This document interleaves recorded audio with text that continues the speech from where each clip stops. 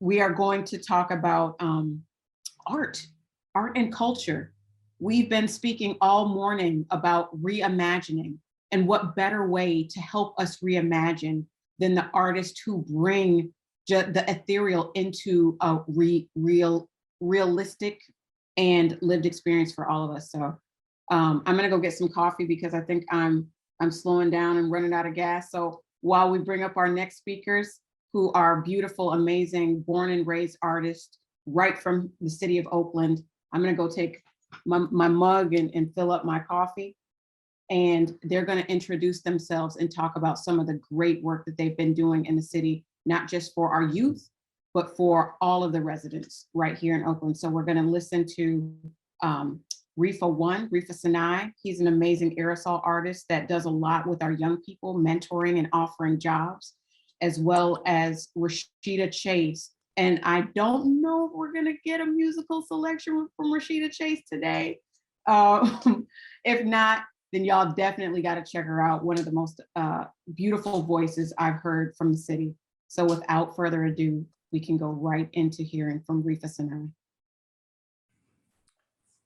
Thank you for having me, and just shout out to Carroll Fife and her staff for being such visionaries to bringing this symposium together. I appreciate the hard work, and the vision is necessary if we're going to blaze some trails for the young people here in Oakland, or continue to blaze those trails, I should say. So as mentioned before, I am a local artist here in Oakland. I've grown up here all my life. And just listening to the panelists earlier and some of the community folks weighing in about education, I think these topics totally mesh together. I was a student at Brookfield Elementary School back in the day, in the 70s, dating myself a little bit. And I can tell you for a fact how important it is to have Black teachers who are interested in Black self-determination. When we don't have that in terms of the curriculum, our children suffer. Much of the self-hatred and violence we see on the streets right now is a direct result of the state-run and white power infrastructure-run institutions failing Black children for at least 60 years plus. It's important for us to step up as a community and organize in such ways where we are able to supplement that that education and or take over that educational process for our young people. And the Black Arts District in Oakland, in terms of a movement, has been impactful in doing said things. The Black Panther Party had a very influential, impactful role on help shaping some of the ways that young people in the community see themselves. From their exterior look in terms of their beauty and accepting their hair, understanding that they have an internal power that, when organized properly, can meet their immediate needs, as well as having a political impact, not only locally, but all over the world. And art has been key in doing so. It also, and public art in particular, which is some of the work that I do with our organization called Aerosol, which is based here in West Oakland, but it is an international organization with chapters in Los Angeles, across the United States, as well as West Africa. And I'm saying that just to say that, you know, there's so much that is stuck in this virtual world that we're being pigeonholed into, that we're not putting enough focus and impact on this real world that we live in and walk around in. And it's important for us to transform the visual landscape, that it speaks to things that are edifying and things that reinforce what the people need and what their aspirations are. The things that you see in your immediate community should be things that inspire you. And these are some of the experience I had as a young person growing up here in Oakland under such organizations like the Black Panther Party. So in that tradition, we do the work. In our OUSD, considering the curriculum that is there, how many of our students are aware of the Black Panther Party's origins or the 10-point platform? These are some basic fundamental things that are necessary for young people to understand, just to navigate their everyday life. And when we take that away from them, it's practically, it's abuse, to put it just squarely. It's abuse. Because if you look at point number 4, we want decent shelter fit for human beings. Here we are 55 years later, and the crisis is much worse than it was in 1966. And if our children don't know what our response as organizers were, young people as organizers, well, we organized to get resources and shelter to meet the needs of our brothers and sisters, not just some foreign entity of homeless people, our people, right? And that we had enough love and discipline that we could come together and meet the needs by serving the people, then it may not exist in their imagination to do so now. And if you look at the collective response from our young people today, based on the conditions that exist, it is clear that they are unaware. And so what is important for the artists to fill in the gap? I like to make a quote from Paul Robeson. He says, the artist must elect to fight for freedom or slavery. I've made my choice. I had no alternative. And so, you know, we as artists of African descent in the community have an obligation and a responsibility to make radical revolutionary change attractive. It is our job to plant the seeds of change into the imagination of young people. And it's important for public art to speak to that. And not only for public art to speak to that, but it's important for them to see people of African descent from their communities creating said public art.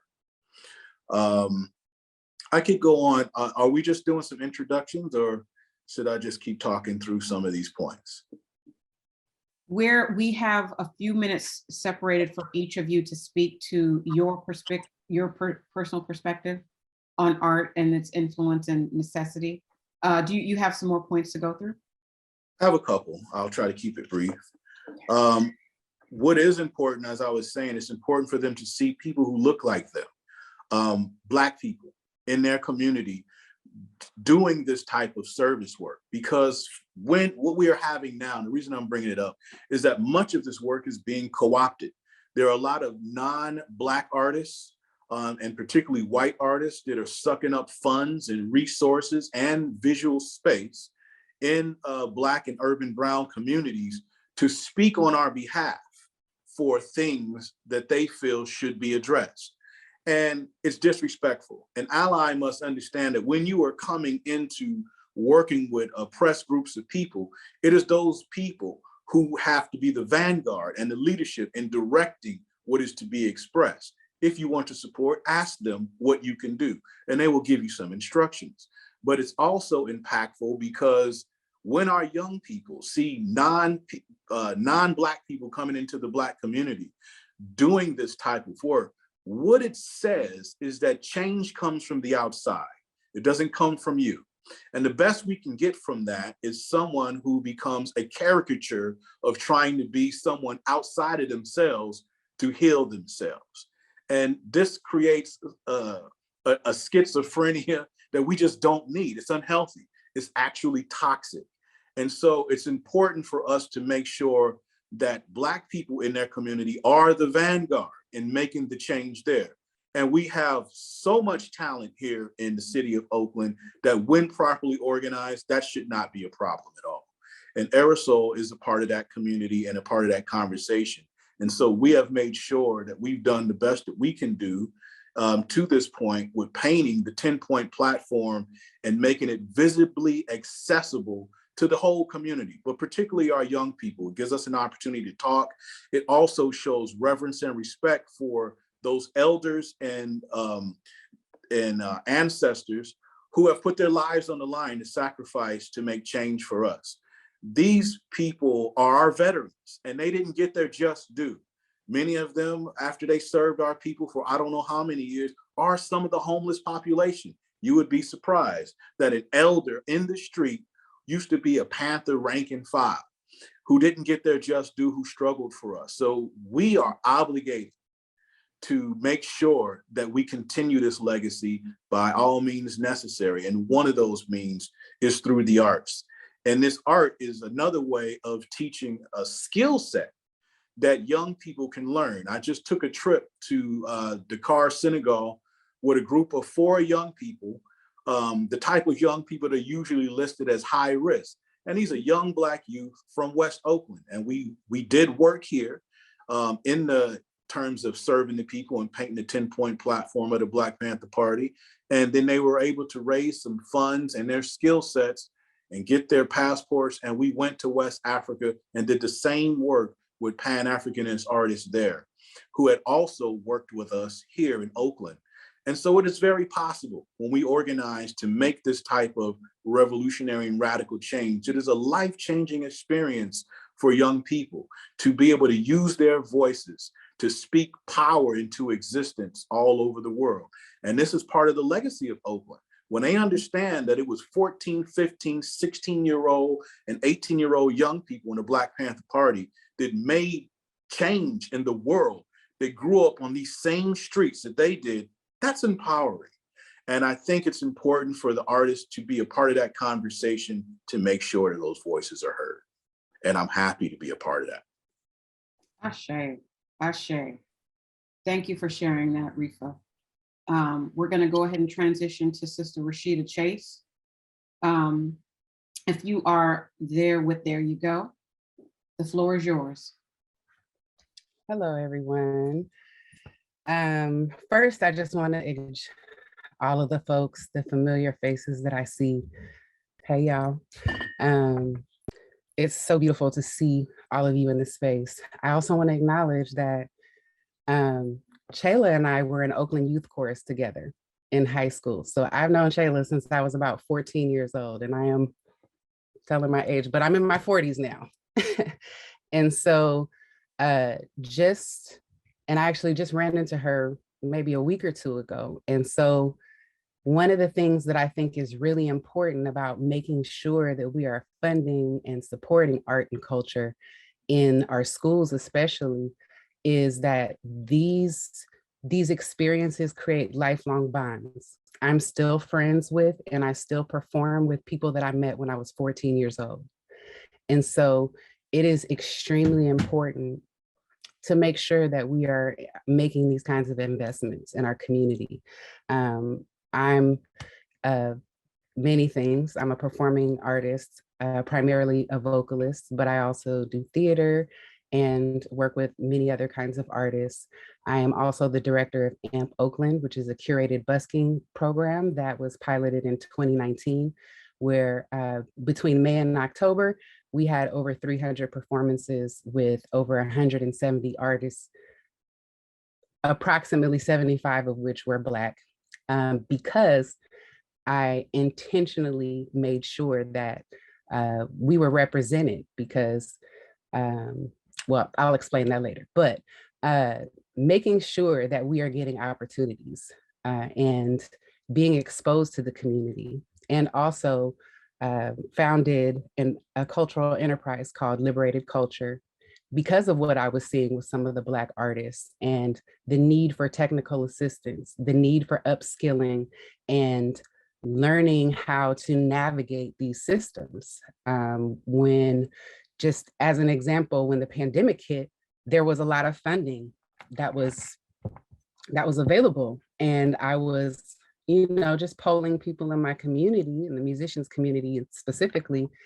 And there were a lot of people who didn't even know that these programs existed. And we are already primarily working in jobs that were frontline jobs. A lot of people lost their jobs and lost their gigging income. And so we were disproportionately affected because we just did not have the ability to sustain ourselves and our families. Whereas there are several other white artists that I know of who are very well-resourced, well-connected, and had the ability to pivot very quickly, and they were able to make money and actually made more money in some cases than they had before. And so I really have been working towards figuring out how we, support our children, because there has been tremendous disinvestment and the decimation of art education in schools that are primarily serving Black children, which is extremely detrimental in our community because our children don't have safe spaces to express themselves. And so I actually just I'm piloting a program at Skyline High School, which is my alma mater, a music mentors program. And so we have musicians who are going to be assisting the music teacher and mentoring our youth, and hope to be in more schools over the coming years. But these are things that we really, really need to be talking about. So arts education, also housing. Housing is a huge issue. Another thing, I have been collecting a lot of data from my community about what's going on with them and the needs. And housing insecurity is a huge issue for a lot of Black artists in Oakland. And there are a lot of people who have not been able to stay here because the housing is out of control. You know, either you are breaking your back to pay over $3,000 a month in rent, or you're living with 4 or 5 people. And while if that's a choice, that's one thing, but for a lot of people, it's not a choice to live with that many people as an adult. And so that's also something that I am upskilling myself in, learning more about real estate and development so that we can create housing opportunities specifically for Black artists. So I think I'll close there, and I'm just so happy that this is happening and that we're having this conversation, because I think that artists are often left out of the conversation, even though we are the reason why people want to come to Oakland. We are literally the lifeblood of this city. And I think it's really important that we make investments in the people who are the culture keepers and the people who are already doing the work in the community, and making sure that they're able to take care of themselves and their families, and also that we can give more. The more you give artists, the more we can give you. So that's all I'll say for now. Thank you for Refa and Rashida. Refa, I have a question. I think you had some slides. Do you want to share what those slides were and talk a little bit about them before we go into discussion? Sure. I think so Jody may have them up if she can bring them up.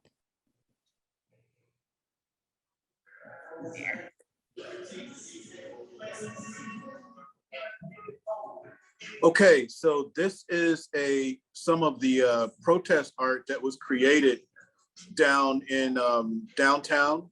This is point number 7. We want an immediate end to police brutality and murder of Black people. And I created this with some of the young people from West Oakland. And this was one of the few pieces that was done downtown by actual Black artists. But again, that speaks to what I was talking about with people taking up space and, but also speaking to the self-determination of young people and them making space to have their voices heard, speaking to some of the issues we've been struggling to for over 50 years.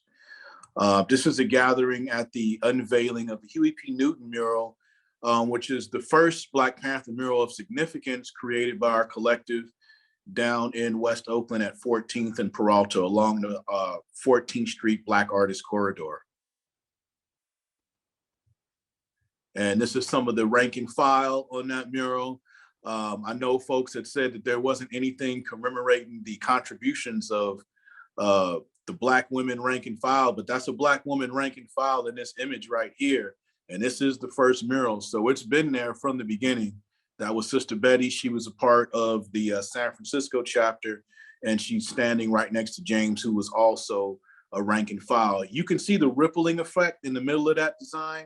And that was just to say that the impact that Oakland has made has rippled all over the not only the nation, but the world. And so letting young people know that their voices can not only make change here in their local communities, but the world.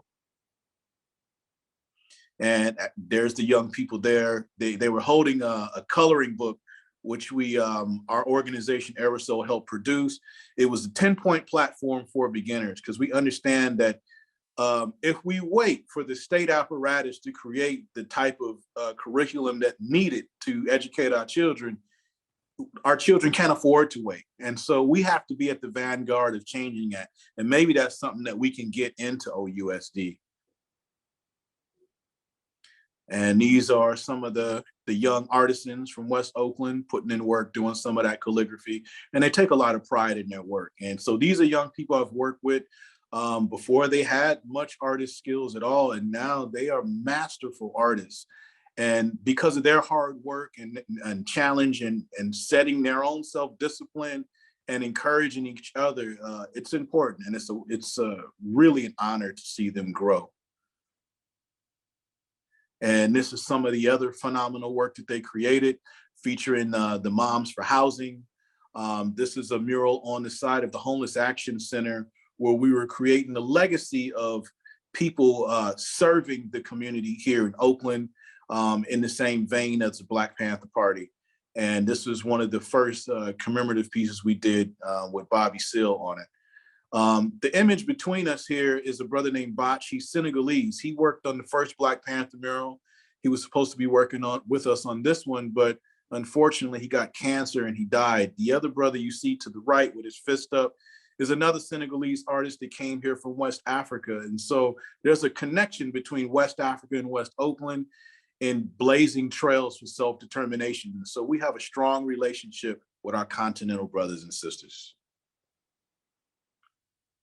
Another shot of Bobby Seale, and these are some details of the Moms for Housing and the courageous work they did. This is some more images of the rank and file Black Panther women with a quote from Assata Shakur that said, "It is our duty to fight for our freedom. It is our duty to win."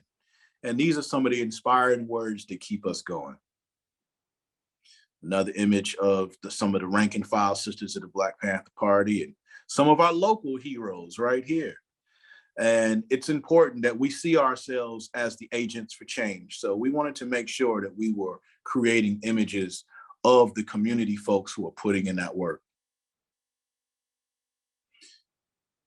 Home and justice. It's important for us to feel that we have home and shelter, and we can't have peace without justice. So it's important for us to struggle to create these images of Black self-determination.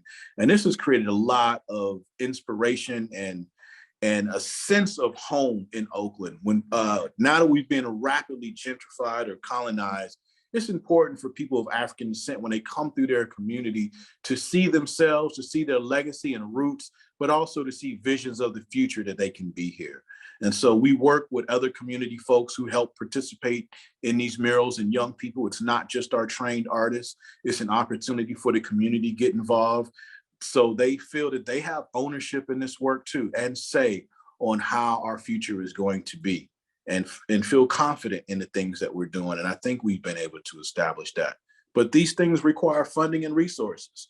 Oftentimes when we're doing this work, it is underfunded, but it does require funding that we need. But the reality is that we're going to push on because it must be done.